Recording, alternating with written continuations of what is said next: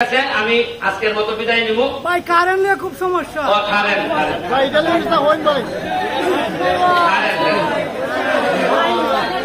আমি আমরা যে নমাজ করি আমরা মুসলমান, আমরা এই যে গতকালকেও কারেন্ট নাই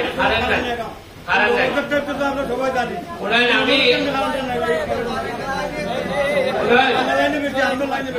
এবং আপনারা কারেন্টের ব্যাপারে বই কালকে অলরেডি আমার কথা হয়েছে ইয়নো মহোদয় আজকে ডাকছই কারেন্টের বিষয়ে আলাপ করবা। আমি গতকাল এর সাথে আলাপ করছি, গত মাসেও আলাপ করছি। এবং আপনারা বেটারে যখন জিগায় আপনারা একটা ঠান্ডা মাথায় নিয়ে তাহলে লাইন নিছে কারেন্টের কতটা মনোযোগ দিয়ে শুনুন। কারেন্ট কি তার হইলে কারেন্ট তাই হয় না, কোনো থেকে কারেন্ট ফাটানি লাগে না, একটা তার লাইনে হয়। কারেন্ট কেউ দেওয়া লাগে না, বরাদ্দ 17 মেগাওয়াট লাগে। আমরা আজকে 7 মেগাওয়াট মুখা বইতে পারেন যে 17 মেগাওয়াট নাই করে নাই করে। কারণ হইল ওই যে ডলারের দাম বাড়ছে, শুনছেন নি?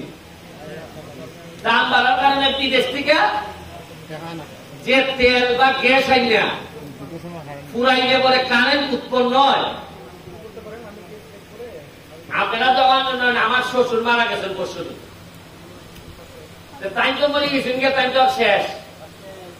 আমরা তো জানাজা বুঝে আইছি। আমি তো আমার বাসাত আইছি সোনারঘাট, তাইনের বাড়ি অভিগন্ত। কিন্তু আস্তে আস্তে তার ভাই বলি আমার ওই দেয়ার আমার সারা সম্বন্ধে তার ভাইব না।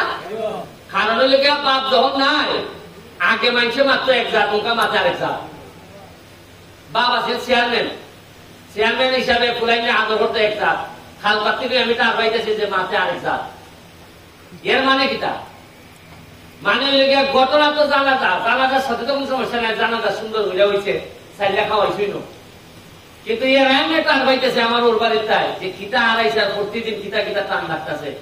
উনকা ভাবনা দাঁড়াইও খাইছে যে তোমার বাবা ধরো বাইটা মিটা দেও দেনা ধার, যারা আমার ওরে বাইটা এরা কিছু আয় না, হত্যা ঝামেলা। কিন্তু ঘটনা তো মাত্র একটা, মারা গেছে। কিন্তু হত্যা ঘটনা করতেছে।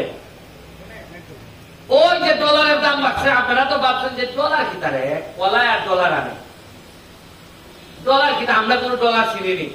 কিন্তু সরকারের তো ডলার দিয়ে বিদেশ থেকে আনন্দ লাগে। এটা আমরা কমতে ওই যে অর্থনৈতিক ওই যে ইউক্রেনের যুদ্ধ, রাশিয়া, ওই যে নিউজেও নই, কমতে এটা এমন তাল ধরছে যে আমরা তো মরা শেষ। এই যে ওটা ধরেন আন্দোলন চলতেছে, যে বেটা অ্যাম্বুলেন্স দিয়ে ভাড়া না যাইতো এবারে দেখা দিতে হবে। মানুষে তো আন্দোলন করতেছে, কত আন্দোলন। এলাকার অবস্থা তো শেষ। আজকে কোন রুজি আছে নি এলাকা? গাড়িগুলো চলেনি। যে বেটা গাড়ির উপরে চলে, যে বেটা গাড়ি দিয়ে সারাদিনে 300 রুজি করে, এর আজকে কত রুজিব? আজকে যারা বাজারের কি তৈব? এর মানে হইল আমরা অনেক সমস্যা আছে, যেটা আপনারা কইলে বোঝালে কঠিন। তবে একটা জিনিস আপনারা বুঝতে চান যে তোমার এমপি বানাইছি, কারেন্ট কেমনে আইনে দিবা। এখন আমি এটা নিয়ে কাজ করতেছি। আমি আবার আরো করার গা আপনারা যে বরাদ্দ এর একটা বড় অংশ জায়গা ইন্ডাস্ট্রি, উনানো জানে ইন্ডাস্ট্রি কিটা আছে? মাধবপুর, প্রাণ, যমুনা। আপনারা কত লোক চাকরি করে জানেননি? লাখ খানেকের বেশি, 1 লাখের মতো মানুষের বেশি এরা এখানে কাজই করে।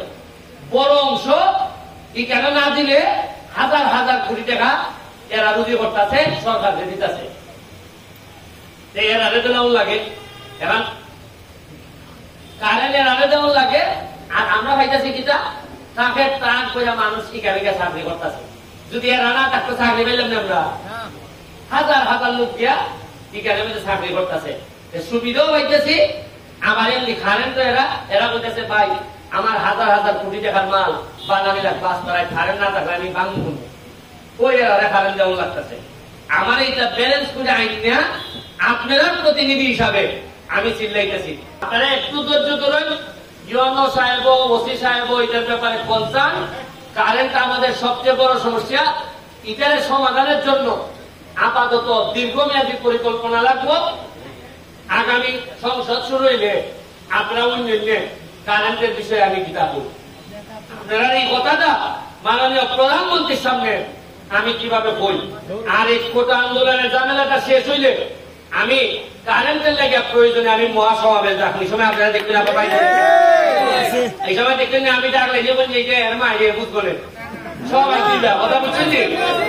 আমি মহাসমাবেশ রাখবো, আপনারা সবাই আর শান্তি বজায় রাখার আহ্বান রেখা আজকের মতো বিদায় নিতেছি। জয় বাংলা, জয় বঙ্গবন্ধু।